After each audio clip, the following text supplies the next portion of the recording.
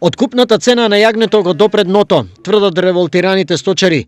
Последниот откуп за католичкиот божик за нив е повеќе од загуба. 140 денари за откупено јагне ни оддалеку не ги покрива трошоците, а камоли пак да има било каков профит. Многу е лоша ситуацијата во овчарството, како што знаат, сите знаат, цела Македонија го знае тоа, кај нас дека немаме ништо ние од нив више, издржуваме само тие поголемите што имаме малку со нема и каде што викат такво.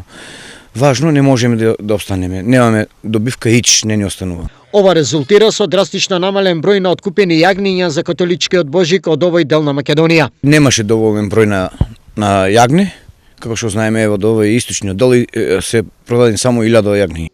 За да се стабилизира состојбата, пресметките на сточарите покажуваат откупна цена од 180 до 240 денари за откупено јагне. Воспротивно, доколку продолжи агонијата, сточарите со предупредувачки тонови. Уште оваа година, ако не се преземе мерки да се покаче јагнето сега за празниците и од кој ќе стаса јагне, од јагне ќе стаса сега и од 10 март више ќе стаса јагне, ако не се преземат мерки, значи у цената да се покаче цената, на есен ќе немаме више стока, ќе останат ептен малку. Ќе излезе стоката, ќе се продаде. Трошоците од 20.000 евра годишно, без никаква помош од државата, за сточарите го прават неисплатлив овој бизнис.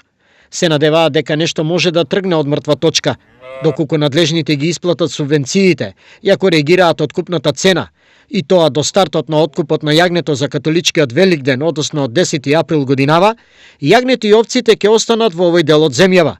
Воспротивно, се ќе биде миното, децидни се сточарите.